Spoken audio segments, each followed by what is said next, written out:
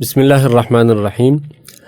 حج کا دوسرا دن 9 ذی الحجہ ہے اور اس کو یوم عرفہ کہا جاتا ہے۔ یہ بہت اہم دن ہے۔ اس کا آغاز منا سے کیا جاتا ہے۔ 8 ذی الحجہ کو 4 نمازیں منا کے اندر پڑھنا مسنون ہے، پھر 9 ذی الحجہ کی فجر کی نماز بھی آپ منا کے اندر ادا کرتے ہیں، اور اس کے بعد بہتر یہ ہے کہ عرفہ کے دن کے لیے غسل کیا جائے، یہ سنت ہے، یا وضو کر کے تلبیہ پڑھتے ہوئے عرفات روانہ ہوں گے۔ عرفات میں پھر زوال سے لے کر سورج کے غروب ہونے تک عرفات کے میدان میں وقوف کرنا یہ حج کا سب سے بڑا رکن ہے، اور یہ حج کا اصل دن ہے۔ حضور اکرم صلی اللہ علیہ وسلم نے ارشاد فرمایا، الحج عرفہ، کہ حج اصل میں عرفہ ہی ہے۔ اس دن میں کچھ کام کرنے ہیں، مثال کے طور پر سورج نکلنے کے بعد منا سے روانگی ہے عرفات کے لیے، پھر زوال کے بعد سے غروب آفتاب تک عرفات میں ٹہرنا ہے، اور مسجد نمرہ میں اگر آپ امام حج کی اقتداء میں نماز ادا کر رہے ہوں تو ظہر اور عصر دونوں کو جمع کرنا ہے۔ آج چونکہ 9 ذی الحجہ کی تاریخ ہوگی تو 9 ذی الحجہ سے تکبیرات تشریق کا اہتمام کرنا بھی واجب ہے۔ 9 ذی الحجہ سے لے کر 9 ذی الحجہ کی فجر کی نماز سے لے کر 13 ذی الحجہ کی عصر کی نماز تک حاجی کے لیے بھی تکبیرات تشریق کا اہتمام کرنا واجب ہے۔ یہ جو دن ہے یہ بہت افضل دن ہے، اور دین اسلام کی تکمیل اور اللہ تعالیٰ کی نعمت کی تکمیل بھی اسی دن کو ہوئی تھی۔ جس طرح روایت میں آتا ہے کہ ایک یہودی نے حضرت عمر رضی اللہ عنہ سے پوچھا، ان سے کہا کہ آپ میں اسلام میں ایک ایسا دن ہے کہ اگر وہ دن قرآن مجید میں ایک آیت ہے، اگر وہ آیت ہم میں یہود میں نازل ہوتی تو جس دن وہ آیت نازل ہوتی ہم اس دن کو عید کا دن بنا لیتے۔ حضرت عمر رضی اللہ عنہ نے پوچھا کہ وہ کون سی آیت ہے، تو انہوں نے یہ آیت بتائی، الیوم اکملت لکم دینکم واتممت علیکم نعمتی ورضیت لکم الاسلام دینہ، جس میں اللہ تعالیٰ نے یہ اعلان فرمایا کہ آج کے دن تمہارا دین مکمل ہو گیا اور تمہارے اوپر اللہ تعالیٰ نے اپنی نعمت کی تکمیل کر دی، اور اللہ تعالیٰ فرماتے ہیں کہ میں نے اسلام کو تمہارے لیے بطور دین پسند فرمایا۔ حضرت عمر رضی اللہ عنہ نے ارشاد فرمایا کہ مجھے اس جگہ کا، اس دن کا بھی علم ہے جب یہ آیت نبی اکرم صلی اللہ علیہ وسلم پر نازل ہوئی۔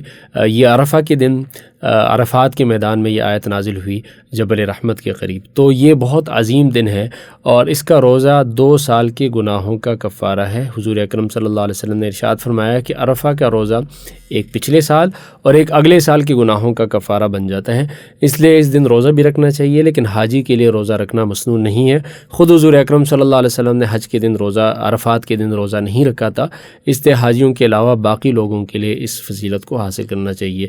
یہی وہ دن ہے جس میں اللہ تعالیٰ نے اولاد آدم سے وہ وعدہ اور معاہدہ کیا تھا، جس کا قرآن مجید میں الست بربکم کے ذریعے اس کا تذکرہ کیا گیا ہے۔ حضور اکرم صلی اللہ علیہ وسلم کی حدیث کے مطابق یہ جو عہد لیا گیا تھا یہ بھی عرفات کا دن تھا۔ اسی دن عرفات کے اندر وقوف کرنے والوں کے تمام گناہوں کو اللہ تعالیٰ بخش دیتے ہیں اور ان کو جہنم سے آزادی ملتی ہے۔ حضرت عائشہ رضی اللہ عنہ سے روایت ہے کہ اللہ تعالیٰ یوم عرفہ سے زیادہ کسی اور دن میں اپنے بندوں کو آگ سے آزادی نہیں دیتا، اور اللہ تعالیٰ ان کے قریب ہوتا ہے۔ پھر فرشتوں کے سامنے اللہ تعالیٰ ان پر فخر کرتے ہیں اور فرشتوں سے علم کے باوجود پوچھتے ہیں کہ یہ لوگ کیا چاہتے ہیں۔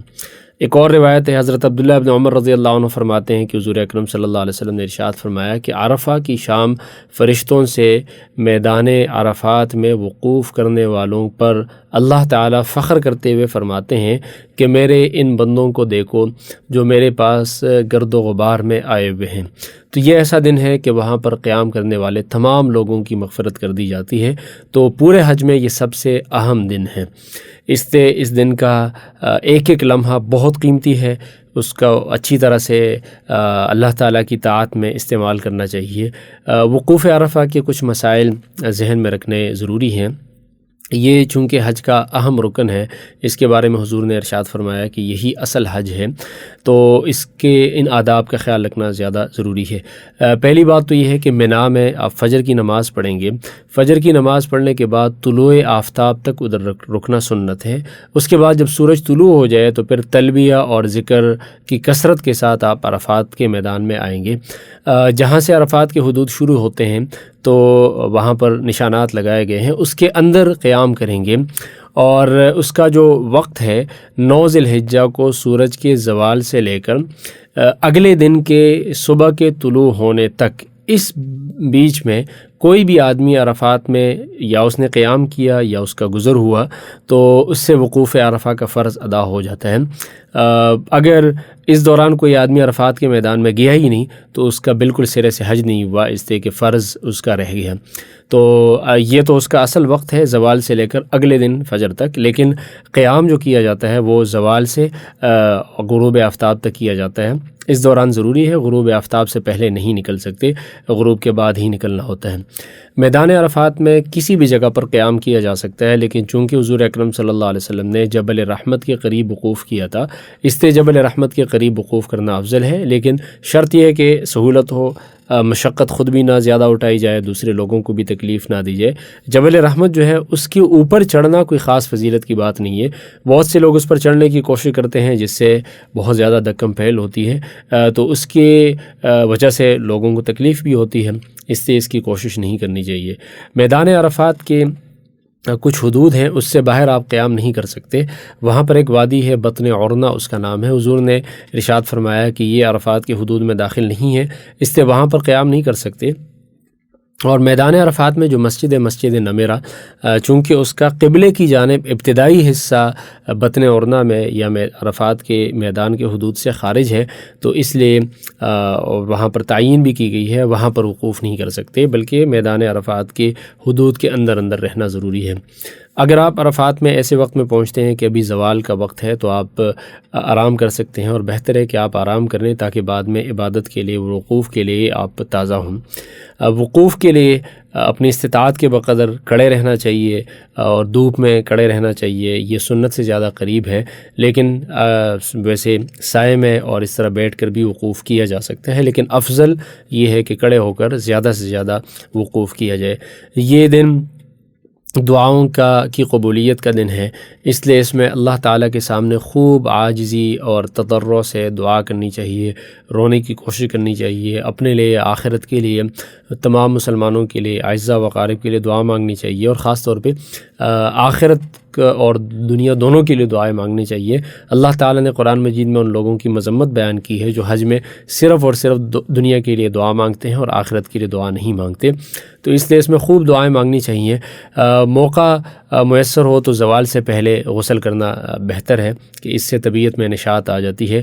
مسجد نمیرہ میں نماز ادا کرنے کی کوشش کرنی چاہیے، لیکن اس کے لیے اتنی زیادہ مشقت نہیں ہونی چاہیے کہ اس کے بعد آپ تھکاوٹ کی وجہ سے ذکر اور دعا کی فضیلت سے محروم ہو جائیں، تو اس کا بھی اہتمام کرنا چاہیے۔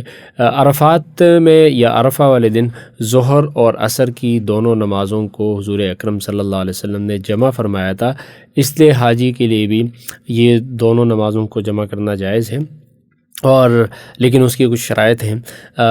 پہلے تو اس کا طریقہ یہ ہے کہ جب امام حج 2 خطبے دے گا اور یہ دونوں نمازیں ایک اذان اور 2 الگ الگ اقامتوں کے ساتھ دونوں نمازوں کو ادا کیا جائے گا، اور جو لوگ امام حج کی اقتداء میں نماز ادا کرتے ہیں، مسجد نمیرہ میں امام حج کی اقتداء میں نماز ادا کرتے ہیں، وہ دونوں نمازوں کو جمع کر سکتے ہیں۔ حضور صلی اللہ علیہ وسلم نے بھی دونوں نمازوں کو جمع فرمایا تھا، تو امام حج کی اقتداء میں ہی ان دونوں نمازوں کو جمع کیا جا سکتا ہے۔ اگر کوئی آدمی امام حج کی اقتداء میں نہیں پڑھتا بلکہ وہ اپنی جماعت کرتا ہے یا خیموں میں نماز ادا کرتا ہے، تو وہ ظہر کی نماز ظہر کے وقت میں اور عصر کی نماز عصر کے وقت میں ہی ادا کرے گا۔ تو یہ بات ذہن میں رکھنی لازمی ہے کہ اس جمع کے لیے امام حج کا اقتداء میں ہونا ضروری ہے، ورنہ تو دونوں نمازوں کو اپنے اپنے وقت میں ادا کیا جائے گا۔ وقوف عرفہ کے لیے خواتین کو کوشش کرنی چاہیے کہ وہ مردوں کے ساتھ اختلاط نہ رکھے اور اپنے اپنے خیموں میں ہی ان کے لیے قیام بہتر ہے۔ عرفات کے دن کوئی بھی ذکر، تلاوت، اسی طرح دعا پڑھی جا سکتی ہے۔ حضور اکرم صلی اللہ علیہ وسلم سے کچھ دعائیں ثابت ہیں، جیسے اس میں لا الہ الا اللہ وحدہ لا شریک لہ لہ الملک ولہ الحمد وہو علی کل شیء قدیر، یہ دعا حضور صلی اللہ علیہ وسلم سے ثابت ہے۔ اس طرح اللہم اجعل فی قلبی نورا وفی سمعی نورا وفی بصری نورا اللہم اشرح لی صدری ویسر لی امری اعوذ بک من وساوس الصدر وشتات الامر وفتنة القبر اللہم انی اعوذ بک من شر ما یلج فی النہار وشر ما تحصب به الریح وشر بوائق الدہر۔ یہ اور اس کے علاوہ بہت ساری دعائیں ہیں جو خاص اسی موقع پر حضور صلی اللہ علیہ وسلم سے ثابت ہیں. کچھ دعائیں ایسی ہیں جو حضور صلی اللہ علیہ وسلم سے ویسے ہی دیگر مواقع پہ ثابت ہیں، تو ان مسنون دعاؤں کا بھی اہتمام کرنا چاہیے. اجتماعی طور پہ بھی، انفرادی طور پہ بھی ان دعاؤں کا اہتمام کرنا چاہیے. اگر آپ کو یہ دعائیں یاد نہیں ہیں یا آپ عربی میں اچھی طرح سے نہیں پڑھ سکتے، تو بہتر ہے آپ اپنی الفاظ میں دعائیں مانگ سکتے ہیں. لیکن بہت زیادہ چونکہ یہ دن دعاؤں کی قبولیت کا دن ہے، تو جب زوال ہو جائے گا، زوال کے فوراً بعد دونوں نمازیں امام حج کی اقتداء میں ادا کر لی جاتی ہیں. اس کے بعد سے غروب آفتاب تک یہ پورا کا پورا جو وقت ہے، اس میں وقوف کرتے ہوئے بہت زیادہ دعاؤں کا اہتمام کرنا چاہیے، ذکر و اذکار کا، تاکہ یہ وقت ہمارا غفلت میں اور آپس میں باتیں کرنے میں صرف نہ ہو.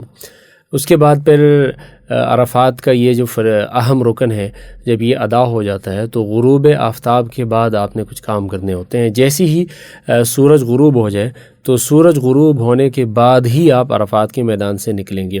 آپ یہ تو کر سکتے ہیں کہ اگر آپ عرفات کے میدان کے آخری حصے میں یا بیچ والے حصے میں ہیں تو آپ چلتے جائیں اور عرفات کے ابتدائی حصے میں پہنچ جائیں، لیکن سورج غروب ہونے سے پہلے آپ عرفات کے میدان سے نکل نہیں سکتے.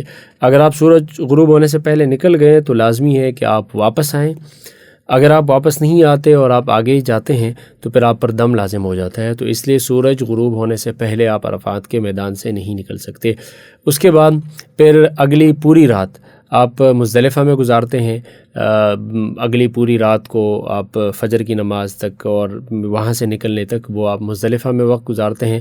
مزدلفہ میں پہنچ کر ہی آپ مغرب اور عشاء دونوں کی نمازیں ادا کرتے ہیں، اور دونوں نمازیں آپ عشاء کی نماز کے وقت میں جمع کرتے ہیں. مزدلفہ سے ہی آپ جمرات کی رمی کے لیے، اگر آپ 2 دنوں کی رمی کرتے ہیں 11 اور 12 کی، تو پھر 49 کنکریاں، اور اگر آپ تیسرے دن یعنی 13 ذی الحجہ کی بھی رمی کرنا چاہتے ہیں تو 70 یا اس سے کچھ زائد کنکریاں مزدلفہ سے ہی لینا بہتر ہے. ضروری نہیں ہے، آپ منا سے بھی لے سکتے ہیں، کسی اور سے بھی لے سکتے ہیں، لیکن مزدلفہ کے میدان سے آپ کنکریاں لینا بہتر ہے. وقوف مزدلفہ، اس کے بعد ایک اہم ترین جو حج کا فعل ہے وہ آئے گا. اس کا طریقہ یہ ہے کہ جیسے ہی سورج غروب ہو جائے تو عرفات سے نکلنے میں تاخیر نہیں کرنی چاہیے، بلکہ فوراً نکلنا چاہیے. اس کے بعد آپ مزدلفہ پہنچتے ہیں. مزدلفہ میں جہاں کہیں آپ چاہیں وقوف کر سکتے ہیں. حضور اکرم صلی اللہ علیہ وسلم نے ارشاد فرمایا کہ میں نے مشعر حرام کے قریب وقوف کیا ہے، جہاں پہ آج کل مسجد ہے وہ جگہ مراد ہے، لیکن مزدلفہ سارا کا سارا موقف ہے، یعنی آپ کسی بھی جگہ میں وقوف کر سکتے ہیں، لیکن رستوں میں بیٹھنے سے احتراز کرنا چاہیے کہ اس سے کسی اور کو تکلیف نہ ہو. کچھ حجاج کرام ایسے ہوتے ہیں کہ جن کا خیمہ پہلے سے ہی مزدلفہ کے حدود میں ہوتا ہے، تو وہ اگر ان خیموں میں ٹھہرتے ہیں تو تب بھی مزدلفہ کے اندر ہی پوشمار ہوں گے. لیکن بہتر یہ ہے کہ حضور اکرم صلی اللہ علیہ وسلم کی سنت کی اتباع میں کھلے میدان میں مزدلفہ کا وقوف کیا جائے. مزدلفہ میں ایک پہاڑ ہے جس کو جبل قزح کہا جاتا ہے، اس کے قریب وقوف کرنا بہتر ہے. مزدلفہ کے راستے میں آپ مغرب کی نماز نہیں پڑھ سکتے. اگر مزدلفہ کے راستے میں ہی آپ نے مغرب کی نماز پڑھ لی، پھر بھی وہاں پہ پہنچ کے دوبارہ سے دونوں نمازوں کو پڑھیں گے. ظہر اور عصر کی نماز کے برعکس مغرب اور عشاء میں امام حج کی اقتداء ضروری نہیں ہے، بلکہ آپ انفرادی بھی اگر پڑھیں گے تو ظہر اور عصر کو ایک ساتھ، ظہر اور عصر کی طرح نہیں بلکہ مغرب اور عشاء کو ایک ساتھ ہی پڑھیں گے. اور اگر آپ جماعت میں پڑھیں گے تب بھی ان دونوں کو ایک اذان اور ایک اقامت کے ساتھ دونوں کو جمع کریں گے، اور مغرب کی نماز کو راستے میں نہیں پڑھا جا سکتا. بے شک آپ تاخیر سے پہنچے، وہاں پر جا کر ہی ان دونوں نمازوں کو پڑھیں گے. یہ جو رات ہے اس میں زیادہ سے زیادہ ذکر کرنا اور تلاوت، تلبیہ، دعا اور نوافل کا اہتمام کرنا چاہیے. بقدر ضرورت آرام بھی کرنا چاہیے، اس لیے کہ عرفات کی تھکاوٹ اور اگلے دن چونکہ بہت سارے افعال ہوتے ہیں، تو جتنی آرام کو آپ کی ضرورت ہو آپ کو، اتنے آرام کے بعد آپ کو پھر ان اعمال میں مشغول رہنا چاہیے. اللہ تعالیٰ نے اس کے بارے میں قرآن مجید میں ارشاد فرمایا ہے، فَإِذَا أَفَضْتُم مِّنْ عَرَفَاتٍ فاذكروا اللَّهَ عِندَ الْمَشْعَرِ الْحَرَامِ واذكروه كما هداكم وإن كنتم من قبله لمن الضالين. پھر تم اپنے رب کا جب تم عرفات سے واپس لوٹو تو مشعر حرام کے پاس اللہ تعالیٰ کو یاد کرو اور اس کا ذکر کرو، اس لیے کہ اللہ تعالیٰ نے تمہیں ہدایت دی ہے اگرچہ تم اس سے پہلے بھٹکے ہوئے تھے. اس لیے اس سے پتہ چلتا ہے کہ وہاں پر اللہ تعالیٰ کا خوب ذکر کرنا چاہیے. وقوف مزدلفہ کا اصل وقت تو صبح صادق سے شروع ہوتا ہے. یعنی صبح صادق کے بعد سورج طلوع ہونے تک یہ وقوف مزدلفہ کا وقت ہے۔ اس میں کسی بھی وقت اگر آپ مزدلفہ میں وقوف کرتے ہیں یا اس علاقے سے گزرتے ہیں تو آپ کا وقوف مزدلفہ کا واجب ادا ہو جاتا ہے۔ رات جو گزارتے ہیں ہم، رات گزارنا سنت مؤکدہ ہے، حضور صلی اللہ علیہ وسلم کی سنت ہے، لیکن اصل جو وقوف کا وقت ہے وہ فجر کی نماز کے بعد سے لے کر سورج کے طلوع ہونے سے تھوڑی دیر پہلے تک ہے۔ تو اس لیے 10 ذی الحجہ کو اگلے دن پھر فجر کی نماز کو اول وقت میں ادا کیا جاتا ہے، اور اس کے بعد پھر ہاتھ اٹھا کر دعا کرنی چاہیے، اور سورج نکلنے سے کچھ دیر پہلے تک یہ سلسلہ مسلسل قائم رہتا ہے۔ کچھ لوگ جلدی کر لیتے ہیں اور بغیر کسی عذر کو وہ فجر کی نماز سے پہلے نکل جاتے ہیں۔ یہ اس طرح سے وقوف مزدلفہ کا واجب ادا نہیں ہوتا اور دم واجب ہو جاتا ہے۔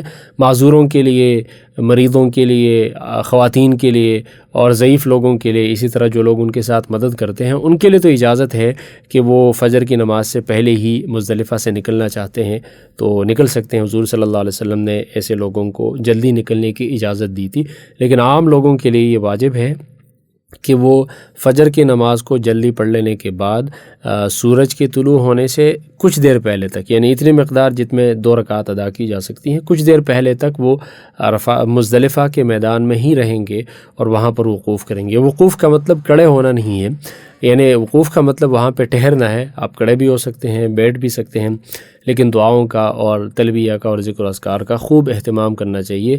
بغیر عذر کے اس کو چھوڑا نہیں جا سکتا، ورنہ تو واجب چھوٹنے کی وجہ سے دم لازم ہو جاتا ہے۔